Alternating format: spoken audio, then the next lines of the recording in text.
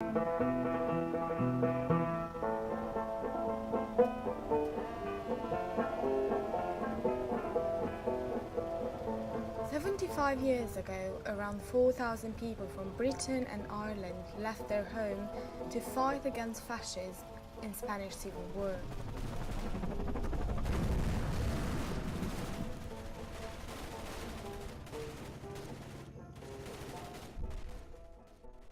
A fight that seemed right for many people, teenagers or elders.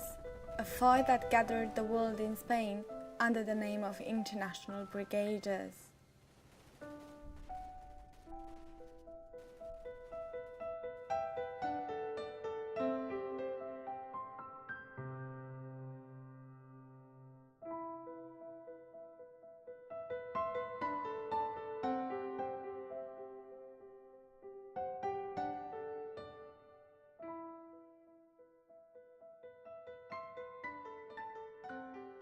There are only 3 British brigaders left alive and few others around the world. Even if they do not trust their memory anymore, an experience of Spanish Civil War cannot be forgotten easily. For many of them, fighting against fascists was the best thing of their lives. I didn't know anything about Spain, nothing. I didn't know what they were fighting about, anything. All I knew was there were many wounded and they needed help. And I think this was the attitude of most of the International Brigade. They were there to fight fascism, and that's what they were there for. Inspired by the true story of the surviving International Brigaders, composer Karl Lukovic created Goodbye Barcelona, a passionate musical about a British mother and son caught up in the Spanish Civil War.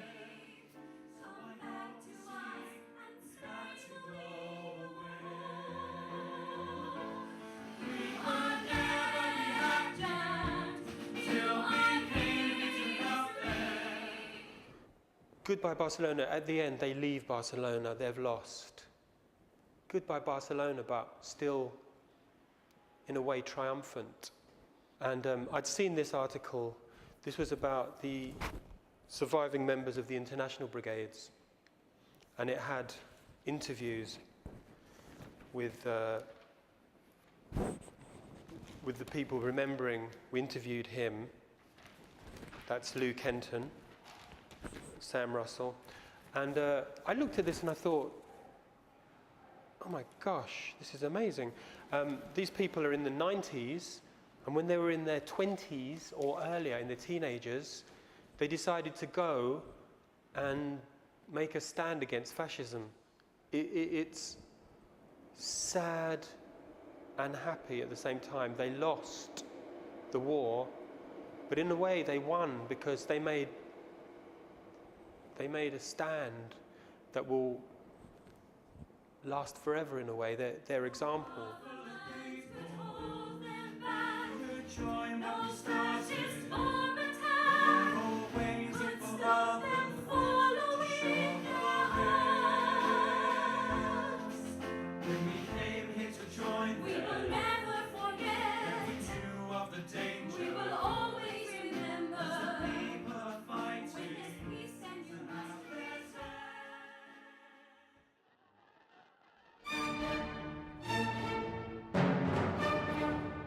The fight against fascism for most of the British brigaders started when Sir Ozell Mosley planned a provocative march in East End of London on 4th of October 1936. On that day, the Jewish Chronicle warned Jews to keep away from the route of Black Shirt March and from their meetings. But nobody kept away. Shouting the Spanish Civil War slogan, "No pasarán," they shall not pass, more than 3,000 people from all over the country turned back an army of black shirts. From impartial people, the police earn nothing but praise. So does Sir Philip Game in banning the march. Firm action by the Commissioner and his men undoubtedly averted bloodshed on a scale more terrible than London has ever witnessed. Actually chose the East End of London because it was mainly a Jewish area that he went through, and he was... But this actually, his all this aroused a lot of opposition from all types of people, from liberals right through to the Communist Party.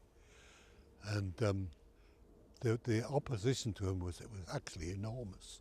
They shall not pass, they shall not pass, no matter what they do. They shall not pass, they shall not pass, we'll never let them through. The black shirts go just where they choose. They beat my son, attack the Jews. And it was because of this opposition to fascism being shown by the people of England, Britain, that I felt I had to take it further. I felt I had to fight fascism all over the world. When the fight in Spain had started just before this march,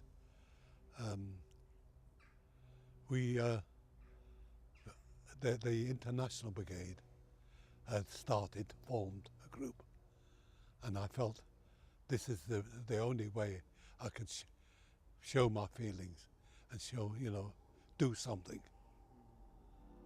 Would you be willing to sacrifice everything? How can you leave when it's time to go? When everyone tells you to stay, why should you go if there's so much to lose? Can you dare to ignore what they say in the news? But you still hear the soul, you can't seem to refuse. No, no, no Passerland, no, no, no Passerland. How would you feel when the... For 23 years old Thomas Waters, political reasons for volunteering didn't exist. He left his work and went to Spain as an ambulance driver. In 1936, there was a big appeal in the periodicals, in the newspapers, asking for volunteers to go to Spain. Well, immediatamente, this was what I had been training for, and I volunteered.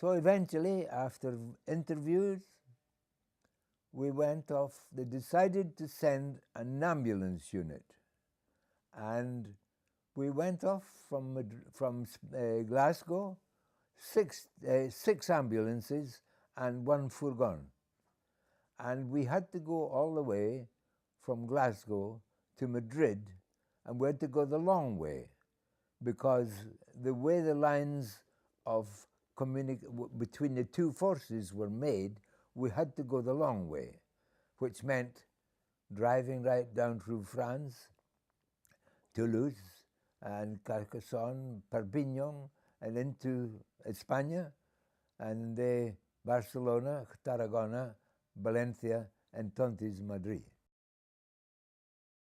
There was a weekend ticket for a very, very cheap rate.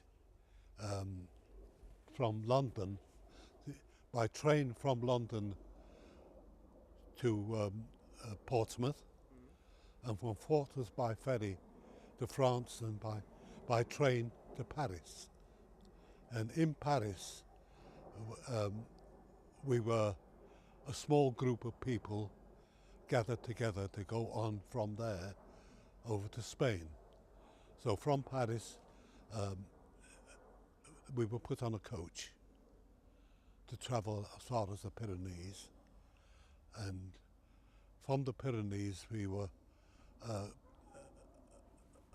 given a group of people also added to the party. Not all the English people. There was probably about 5 or to 8 from England, and the rest were from France and from Germany.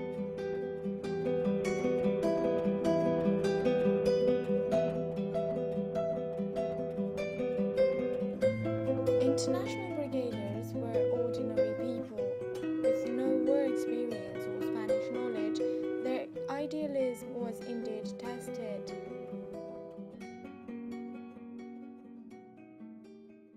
We were met there by a couple of Spanish guys who led us over the Pyrenees. So at night time, when we got there and picked up by the guides, we went as far as the bottom of the Pyrenees, and there were the French customs there. And as we approached them, they turned round the other way and looked the other way. And anyhow, it took us the whole night. It was quite a climb over the Pyrenees. And the following morning, we reached Spain, the foot of the Pyrenees. We were met there by a truck, and we all gathered probably about 12, 14 of us were in the truck, and we were driven to Figueres. And from Figueres, there was other people had gathered there. So until there was a certain amount of people, we were then taken by road as far as the camp.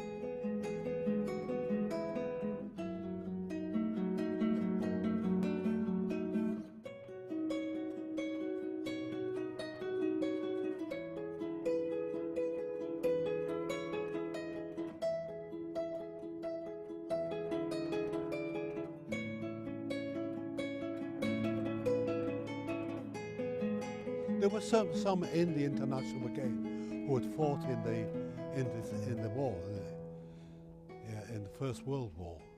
Anyhow, we got together and we trained for a few weeks. I was on training to use a heavy Maxim, which was a Russian machine gun. Very soon, when we arrived there, we asked the authorities for an interpreter. And we were a young man called Joaquin Usayan. He came to us, and he could speak good English. The problem was he had to learn how to speak Scottish English, because it's different. But he did very, very well. And he was with us all the time, yeah. And when I was oficial de transporte, and we had to have salvoconductors always for moving people and things from Madrid down to Valencia or Alicante. And he used to type out asking permission for a salvoconductor, and I had to sign it on. And with that then, you could go to the committee and get so many coupons to gasolina. Letters every morning. You are volunteers. You are worth 10 fascists. Going with hatred and determination. Ah! I'm practicing my Spanish. Aviación! Adelante! And at that time, we were involved in picking up a lot of the International Brigade people, British and Scottish, all this, a lot of those then at that time, yeah. Many of them had been brought up from Albacete, and they had very little training, and they were pushed onto trucks and put right up, and they were wounded straight away, some of them. Very, very bad. Is it French, is it Spanish or what? Need to know what to do when it jams in the dark. It's the only gun you've got. Raise the cover, turn the casing, free the barrel, wipe the grit. Fit the cartridge, in the chamber. We're going to Madrid tonight to fight! Having fought quite a few skirmishes in and around, the front, after a couple of months, I was taken prisoner. And I don't know how, because there was a skirmish that we were fighting the night before, and it was quite a heavy skirmish. And I don't remember anything. But the following morning, I was laying on the ground, face down on the ground, and with the Italian troops, Italians and Moors. And I don't know how I got there. David Lemon was captured with other members of the British battalion during fighting in Aragon in the spring of '38 and spent 6 months in the notorious prison camp of San Pedro de Cardeñas near Burgos. They took a list of all our names, and every fourth name they've called out, which included me, to be exchanged with for Spanish prisoner of war that was in France. And then we had the fighting in the streets of Madrid. And this was towards the end of 1936. Now, as you know, Madrid is in the middle of the peninsula, very high, up 2,000 feet up. And in August, it's hace mucho calor, and very uncomfortable. But in the winter, you get snow and ice, and very, very cold. And the Madrileños were having a very, very bad time. There were very little food because the transport was only coming up with reinforcements and things for the army, and very, very little for the Madrileños. At the end of 1936, back to Glasgow, and we didn't know if that was the end. But after a week or two, they said, no, we were going to reorganize with more members and some more vehicles. Well, we had to get 2 new ambulances because one had been captured in the fighting in the streets, and my one was destroyed with bombs, so we got 2 new ones. We also got a small car, and then we got 2 big trucks, and they were loaded up with food and all sorts of things, and we had to go the long journey again back to Madrid. And we started then, where it was quiet, we were able to try to help some of the worst cases of the civilians in Madrid. And the Sanidad Militar, they knew this well, and they helped us when they could to let us do this work.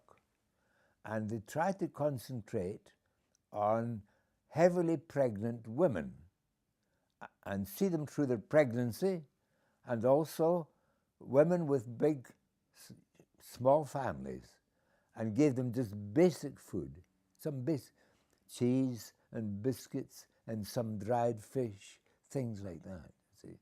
And so it went on.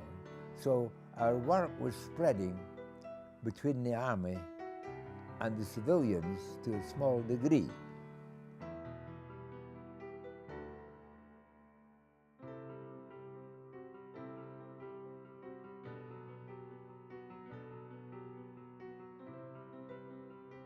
There used to be a tremendous comparison when you left Spain and went into France, and a place full of food and everything.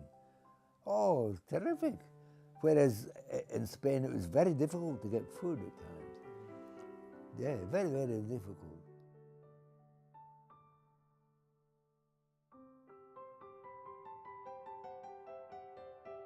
When the Spanish Civil War finished, most of the surviving brigaders were already home.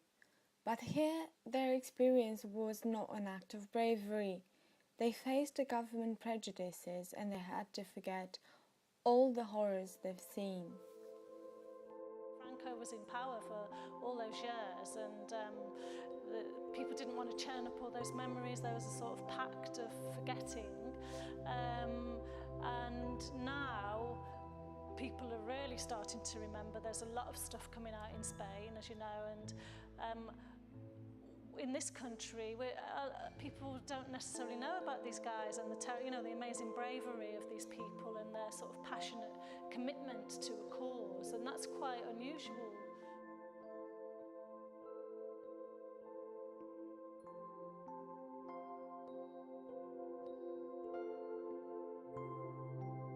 If we just look at the British ones, effectively what they were doing was showing up the cowardice of the British government. They were underlining the fact that the British government was putting its class prejudices, if you like, before its strategic interests.